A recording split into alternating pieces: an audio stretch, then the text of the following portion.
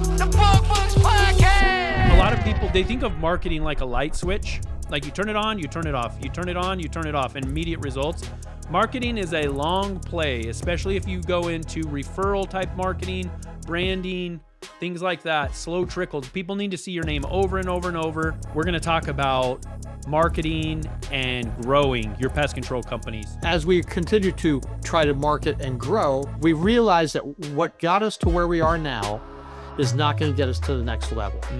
We actually need to spend some money on marketing. So you put out an ad for somebody to come in-house, work for you directly to manage your digital marketing efforts. The applicants that I would get, because I had the keywords in here, social media, everybody with a TikTok thought they were qualified and should apply for the job. Entertaining, educational, and engaging material. So we're kind of going after the 3 E's is what we're trying to do with our new CMO. People don't go to social media to learn about bugs. So here's the thing. I have 2 really good friends, Tyler and Travis, Nice Pest Co. here in Arizona, crushing it on social media. They are the exception. And what they're doing that's really working is, hey everybody, welcome back to the Bug Bucks Podcast. I'm Alan Draper, I'm your host. We have a great episode in store today. We're going to talk about marketing and growing your pest control company. So you're going to want to listen to the entire episode. There's going to be some things in here that you're going to either want to share with other people who are in the industry or even people within your business. So make sure to do that. It's really easy. Whatever platform you listen to this on, just click that share button and send it over. You can text it, copy the link, however you want to do that. You're going to want to also book a call with Lizard. They're doing some really cool things with marketing right now. And so check them out. Go to lizardmarketing.co. Just book a call. There's no obligation. Just see what kind of ideas they have for you. My guest, I've had him on before. We had such a great conversation that I wanted to make sure to bring him back. Paul Alley. He actually runs the Pest Master Services of the Hudson Valley, which is a local family-run business focused on pest control and wildlife management. What sets them apart is their personal touch and commitment to the community, which we know being bug guys and gals is super important. Paul and his wife, Amy, built the business on honesty, professionalism, and careful work, treating every client like a neighbor. So with that, Paul, welcome to the show. Thank you for having me. Appreciate it. So right before I hit record, I said, hey, what are some things that you guys are focused on? And you started to express some frustrations because this is a big growth year for you guys. That's what you told me. That's the plan. Exactly. And you were talking about your process of finding somebody to do your marketing. Let's get into that a little bit because I think this is a really common frustration. Tell me about the process and what you were looking to do to fill that role. A little backstory. So we haven't really done any marketing other than kind of just with our SEO company and doing some LSA, right? So nobody's in phone books anymore. And if you are in a phone book, you probably need to get out because it's not going anywhere. We don't do mail outs. We don't do radio. We don't do TV. We don't do we do occasional videos if I come across something when I'm doing an inspection, like termites, something to that effect. Then I'll video record it. I'll get it edited by my son, and then we put it out there like just a Facebook post. So as we continue to try to market and grow, and we realize that what got us to where we are now is not going to get us to the next level. So we being Amy and I and my executive team said we actually need to spend some money on marketing. That's what we need to do. Besides just the LSA and the Google stuff. So make a concerted effort that we're going to hire somebody who's marketing. I'm a bug guy. I don't do marketing. Yeah. So, I'm a firm believer in stay in your lane. So put the ads out and, we probably got 150 applicants. Of those, probably none are actually qualified for the position. And just to clarify, so you put out an ad for somebody to come in-house, work for you directly to manage your digital marketing efforts. Yeah, all marketing efforts, well, for whether it could be mail outs through our CRM Oh, gotcha. to public engagement, like, let's go out and do a parade or things like Or a this. booth or Exactly, 100%, full 100% in-house marketing person. okay. The applicants that I would get, because I had the keywords in here, social media postings yeah. will be for the job. Everybody with a TikTok thought they were qualified and should apply for the job. So it's yeah, it's been quite entertaining and educational as to trying to find a qualified person to do the job. And I had some, but then I'm also getting marketing people that just want to sell me their services as an agency. Like an agency. Oh, wow. Agencies are responding to those posts. Okay. And you were looking for somebody to come in-house to do all sorts of different marketing. Is this going to be a role where you're telling them, hey, we want to do a conference every now and again, or we want to do some branding, or is this more of you want a professional marketer and they tell you what they're going to do? I was looking for more where they're telling me what they envision, and then we talk about it as a team, and then we say, okay, if we're going to spend $20,000 on this, what is the expected ROI going to be on it? And and looking for original ideas. I have somebody that's doing my social media now. They're posting stuff, but there's zero engagement. So why am I spending the money to pay this person to post if I'm actually having zero engagement? And I see like zero, I mean like one person views it or likes it. And that's to me, that's zero engagement. The quality is that we're putting out is fine, but it becomes repetitive after a period. It's just all repetitive stuff. So we're trying to do some outside the box thinking. Being a franchise, I have access to the corporate mindset and the corporate marketing department. But again, I need to do what's best for me and my market and my size of business. So while I'm part of the franchise network and I have access to that, I'm beyond that. And some people might say I'm beyond help, but that's neither here nor there. The corporate is not geared for my size of a business. It's geared for the guys that are 1, 2, 3 trucks, and we just need to do something to get going, So they're geared so I don't even bother asking them anymore because I just don't think they're going to be what I need. We'll still use them once I do now. I now have a fractional CMO. So looking forward to getting that ball rolling and seeing what it can do, because we have lots of dreams of grandeur, but now we have to execute. It's easy to say all, December, January, February, this is what we're going to do. But when the rubber meets the road, we have to be able to execute. And I'm too busy to execute. My operations manager is too busy to execute. And, and my team, they're too busy to get dragged into the marketing side where that's not their job. They don't have the training for it. And I don't want to get into the game of let's just throw the ball against the wall and see what sticks. So I'm going to go off on a little tangent here because I agree with you 100% on your perspective about social media. So, and I just posted in the Bug Bucks group. And for the listener, if you're not a member, go to Facebook, Bug Bucks, BUGBUX. Make sure if you're an owner, make sure you join our community, 5,300 strong.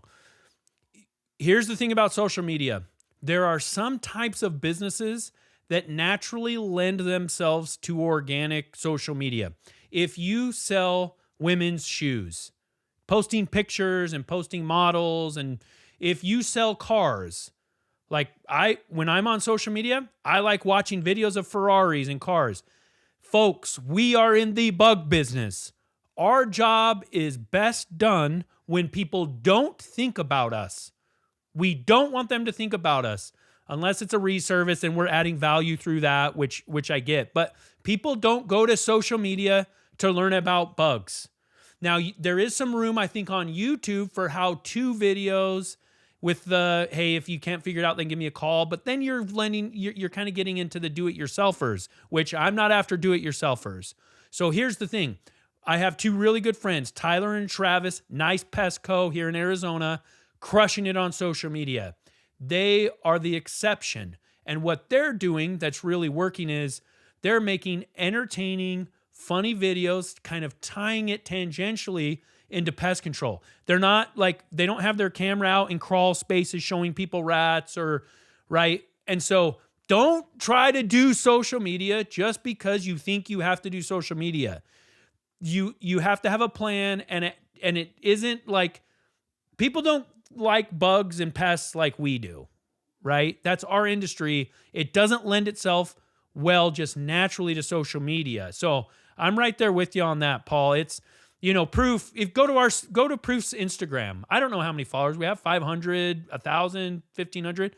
No engagement. We've never sold an account via social media, maybe a referral or something, maybe one over the last 12 or 11 years.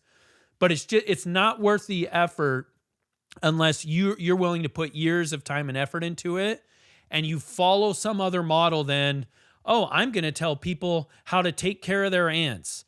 That organically will not work. The way social media marketing might work is if you retarget. So you can use data. People type into Google, pest control, ant control, extermination, whatever, near me. And then those same people, you retarget to them with a social media ad next time they're on Instagram or Facebook on Meta. The problem is our industry is also we see a problem, we solve a problem. So those people that typed in pest control near me, they're going to do something right now. They're not going to take a year like they would to buy a house or a car. They're going to call somebody right then. So even the retargeting can be hit or miss. But anyway, so with you, Paul, and with your fractional CMO now that you have, when does this individual start, and what are the expectations, the plan? I want to hear about this on a ground level and what your vision is for this role. She just accepted a position like yesterday or the day before. Oh, gotcha. So this is hot off the press. I do have a history with her from a professional standpoint, so I kind of knew her from before anyway. So she kind of got bumped to the top of the list because she already was familiar with our brand and things. So that's a good thing.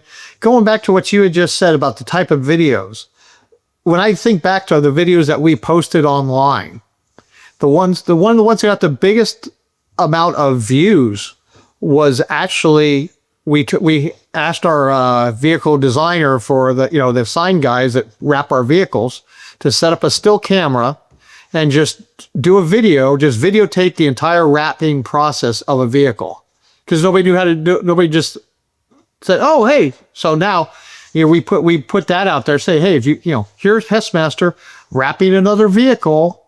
Here's how it actually happens. And we're using this company.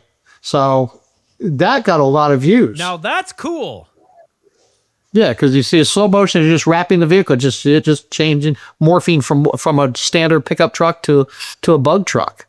So yeah, that's exactly what I'm talking about. Like we have to get creative with it. And some businesses, like this wrapping company, that lends itself really well to creative, naturally interesting content. So we can't just post what comes to mind, in terms of pest control. Yeah, nobody wants, some people go online to see gross stuff, but nobody wants to walk in and because when you on your phone, you're eating dinner, or whatever, you don't want to see a room full of bed bugs and roaches right while you're sitting there eating dinner or whatever, So, don't post the gross stuff, but... Hey, Alan here. Quick question for you. Are you actually doing anything with all that customer feedback you've been collecting? Or is it just sitting there? That's where our friends at Ask Nicely come in. They help people-powered pest businesses, just like yours, turn feedback into action and real results.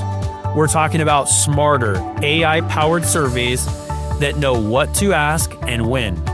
Your team gets clear, personalized priorities that help boost retention, drive referrals, and grow revenue, all without another clunky platform to manage. They work with big names like Aptiv, Moxie, and Cooks, so they get pest control. Head to asknicely.com/bugbucks and book a personalized consultation or DM Ask Nicely to the Bug Bucks Facebook page and we'll get you connected. Don't forget to ask special discounts for Bug Bucks Facebook members and Bug Bucks Plus subscribers. If you want entertaining, educational, and engaging material. So we're kind of going after the 3 E's is what we're trying to do with our new CMO. She's going to have a lot on her plate because we already have some marketing programs that we're pushing out through, some door knocking, digital door knocking, and then mail outs to tie in with the digital door knocking, and then retargeting, lost customers through, offering, a special to them, to get them re-engaged with us. And we don't have a lot of churn anyway, so we don't lose a lot of customers unless they move. But now we're even retargeting the people that move. I just bought a house in Florida and I'm getting hammered with just handwritten letters that just say, hey, welcome to the neighborhood.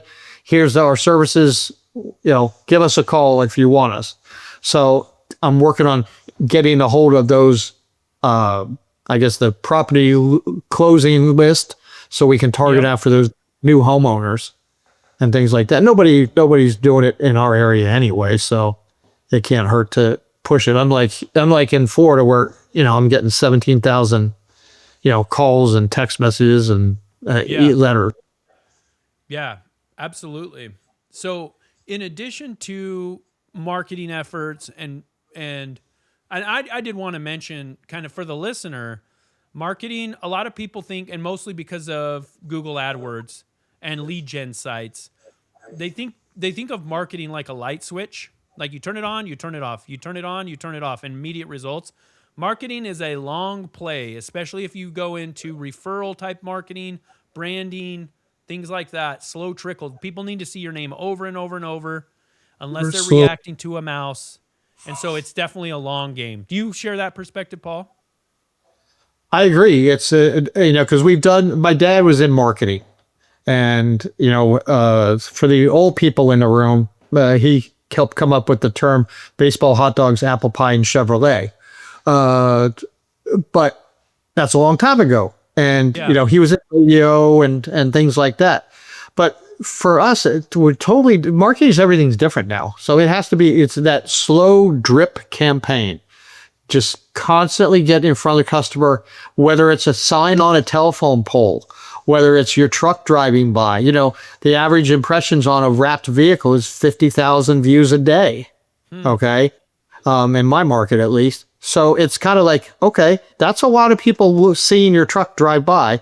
And, part of marketing, driver education of your vehicles, something you don't think about, but, it's one of those things. We're very rare we get a call about a bad driver, but their bad driving can reflect on your business, which affects your marketing. Absolutely. In pest control, we don't have a storefront, and we don't really interact with people face to face outside of being on their doorstep. So what is our brand? Our brand is, what is our online presence, reviews, Google My Business, website. What is our interaction look like with customers on the phone, customer service, and then our technicians, uniforms, trucks, and then those the actual service and the communication skills at the individual's residence. That is it. I just listed everything that goes into a brand of a pest control company. And so we have to pay attention to that. You bringing up how techs drive is such a good point. You always hear people say, well, it's a moving billboard. And that's exactly right.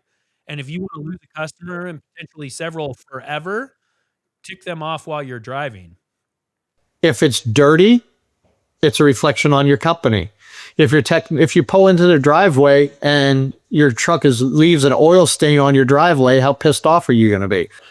So these are all could fall under or fall in the marketing bucket of how they drive, how they dress. We just revamped our entire uniforms. So what is everybody doing out there for uniforms? Well, I'm going online. For the smaller companies, I'm ordering a bunch of T-shirts and they're wearing jeans. Okay, we got no control over what those jeans look like. Or they're wearing tennis shoes. They should be wearing steel-toed shoes that look work boot style. We were introduced to a company that is Ladybug Pest and Wildlife, and they're in the, don't kill me, Ohio Valley, Ohio area, I think. Yeah, they're in Indiana. Their uniforms are incredible, and like vests, and they're Ladybugs, so it's gonna be red and black, obviously. So we took a cue from them and decided, okay, we're going to revamp our uniforms. And from Pest World, there was a booth right down at the corner, right down from where your booth was. And we signed up with Uni to do our uniforms. Really? So, yes. So the uniforms I can't wait for them to come in. It's doubled our cost in uniforms, but the presence of the uniforms down to a black pullover sweater, a zip-up sweater, 3/4 sweater, even has our logo on the zipper, like on the pull up the zipper. The belt loop in the back of the pants has our logo on it, so so they can see that green and yellow logo on the back of their pants. We have a logo going down the side of their leg, almost like a brand. There's this Pestmaster on the side of on their calf, so. Nothing anybody's doing in our area as far as the uniforms go. So it's all about creating a better presence instead of a service guy showing up in tan khakis and a green button-down polyester shirt that is sweat stained in the middle of the summertime because he's been walking around with a backpack sprayer. So these are all, it's of Lululemon quality is what the material is. I think this is a really good point because we covered the different touch points that a customer has with us, which relatively speaking is very, very few and far between. Think of somebody that goes to lunch for an hour at a Mexican restaurant. They have an hour of touch points, the visual aspects of the restaurant, the food, how they're treated, how they're greeted, the cost, everything, the decor, everything. With us, we don't get an hour in front of a customer, our brand in front of a customer, probably every 6 months, maybe more than that, And so you talking about uniforms and stepping up your game and how it even doubled your cost, a lot of things with brand. I'm not going to say that you turn your head away from the P&L, but you look at it differently. It's not just about what drops to the bottom line that month, because that value is going to be added over time.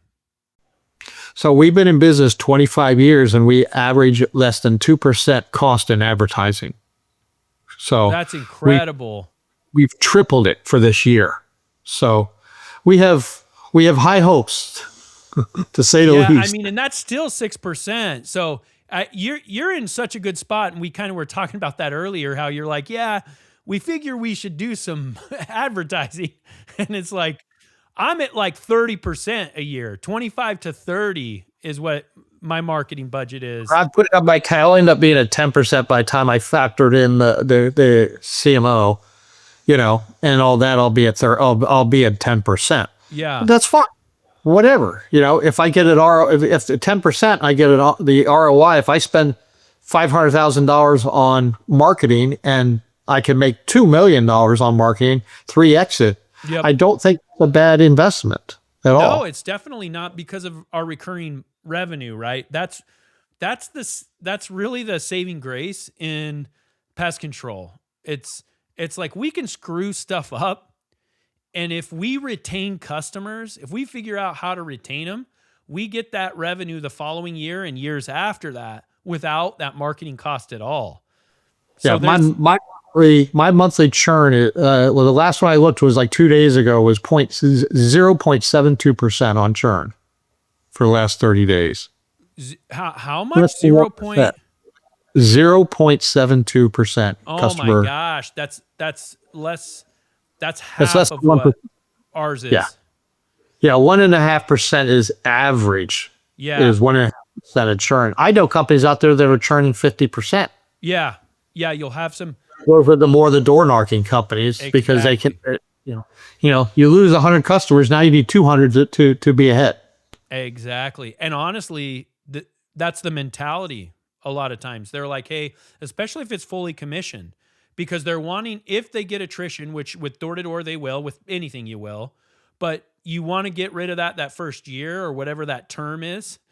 But absolutely, like and I think this is a really good point, Paul, is that there's 85. different, there's different types of marketing are going to lend itself to different attrition rates, which is a really important part of this. The marketing is all, and it's only one aspect of our company because we're doing residential, we're doing commercial, we're doing government work as well. So you don't really marketing to the government, but it's still part of my revenue, and so it lends itself to be able to push more funds towards the marketing side of it to get more the residential stuff. Commercial, I like commercial work because it's easy, but it's also, you get into the low price leaders and, it's a race to the bottom, which I don't like. Are you, with your new CMO, are you going to be doing any commercial marketing or outreach? Probably not, because it's a remote position. I mean, we always do some, but we're concentrated on residential. That's where we've seen is where the money is in our market is more residential. And, you screw something up commercially like a restaurant or whatever, it's a lot of work for a little bit of money. If you do a restaurant for $100, that's a lot of work when you go to a house for the same amount, and the expectation is a lot less. It also seems like you're going to get a better valuation if there's ever an exit on that residential. 100%. Yeah, especially recurring, and everybody signs contracts with us too. So it's everybody who's all your reviewers, if you're in a pest control business, you need to be planning your exit from day 2. Plan for your exit. That's the biggest advice I can give. If I had any advice at all, plan for your exit. Always be planning for your exit. Yeah, I really like that advice, because I always say the best way to build a pest control company to sell is to build a pest control company not to sell. Like, make sure that EBIT is strong, make sure you have good people, make sure your retention's high, make sure there's some growth mixed in there. That's we're not on the market, but we act like we are from that standpoint. We want that strong EBITDA. We want that recurring revenue, because quite frankly, my team is super strong, and I'm able to step away from my business I've been in the office one day this month. So I'm able to do what I want to do. I'm sitting at my desk doing this podcast. I've been sitting at this desk all day, but physically in my office in New York, where it's about to get 20 inches of snow, no, thank you. When we hang up, I'm going to go put my fur-lined flip-flops on and go to the beach for a little while. Yeah, that's the dream, right? I always say that first you do what you have to do, then you do what you're good at, then you do what you want to do. And Paul's sitting there in Florida with the storm coming through the Northeast and doing exactly what he wants to do. That's awesome. Absolutely. It's good stuff. All right, but Paul. It did come by not working hard at it. That's for sure. And having a good team behind us, and Amy dragging me into the 20th century with all the technology. Absolutely. Can't do it ourselves. Gotta have that focus. So, well, hey, Paul, this has been awesome. We should do a follow-up episode, and because I want to hear about your 2026 and those growth goals, whether you hit them, and hear about that. So thanks so much. Hey, enjoy the sunshine in Florida, and keep up the awesome work, my man. Absolutely. Thank you for having me. I appreciate it. Thanks, brother.